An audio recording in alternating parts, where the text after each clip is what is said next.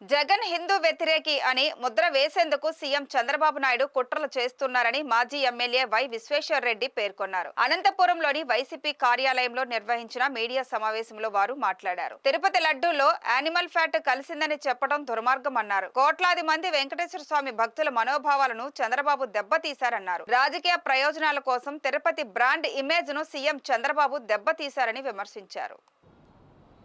ఈరోజు తిరుపతిలో కూడా ఈయన ఎంత తీవ్రమైన ఆరోపణలు చేసినప్పటికీ కూడా డేటా చూస్తే తిరుపతి లడ్ల సేల్స్ ఏమాత్రం కూడా తగ్గలేదు.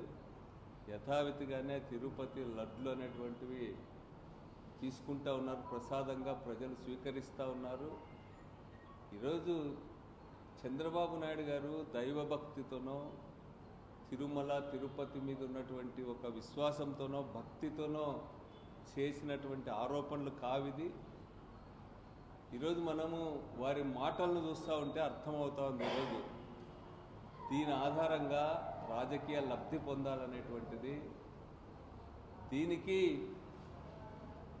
హిందూ మతం దెబ్బతీస్తున్నారు వైఎస్ఆర్ పార్టీ లేకపోతే జగన్ గారు అనేటువంటి ఒక ముద్ర వేయడానికి తీవ్ర ప్రయత్నం చేస్తూ ఉన్నారు. మతం ఆధారంగా రాష్ట్రంలో పోలరైజేషన్ తేవాలనేటువంటి ఒక కుట్ర జరుగుతూ ఉంది. జగన్ క్రిస్టియన్ అని, వైఎస్ఆర్ పార్టీ జగన్ ఆధ్వర్యంలో ఇది హిందూ వ్యతిరేక పార్టీ అని ముద్ర వేయడానికి ఈరోజు పెద్ద ప్రయత్నం చేస్తున్నారు. అందుకనే ఈయనేమో తిరుపతిలో మఠాధిపతులతో పూజారులతో ఈ యొక్క అనిమల్ ఫ్యాట్ కలిపిన పూజలు చేశారు, నైవేద్యాలు చేశారు అనేటువంటి దానికి విరుగుడుగా శాంతి హోమం అని ఆయన నిర్వహిస్తూ ఉన్నాడు. మరోవైపు 11వ తేదీ వరకు కూడా ప్రాయశ్చిత్త దీక్ష అని చెప్పి పవన్ కళ్యాణ్ గారు నిర్వహిస్తున్నారు.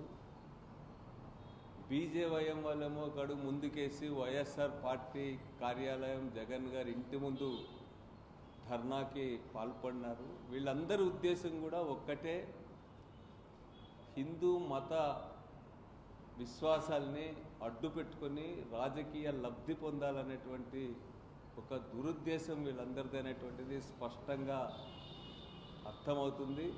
బట్ ఈరోజు ప్రజలు గుర్తిస్తూ ఉన్నారు. ఎందుకంటే జగన్ గారి మాటల్లో నిజాయితీ కనిపిస్తూ ఉంది. జగన్ గారు స్వయంగా ఈ ఆరోపణలకు చెల్లించకుండా ప్రధానమంత్రికి లేఖ రాశాడు.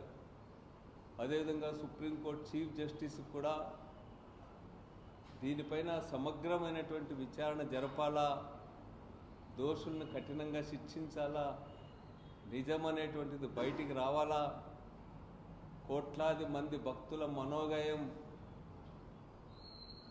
మాన్పించేటువంటి విధంగా ఈ విచారణ ఉండాలా, అదేవిధంగా ఆంధ్రదేశంలో ప్రపంచానికే ఒక విశిష్టత కలిగినటువంటి దేవాలయం యొక్క ప్రతిష్టని కాపాడాలనేటువంటి రీతిలో ఈరోజు జగన్ గారు లెటర్ రాశారు.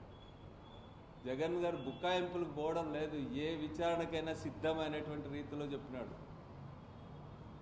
ఈరోజు కరుణాకర్ రెడ్డి గారు కానీ లేకపోతే వైవి సుబ్బారెడ్డి గారు కానీ వీళ్ళు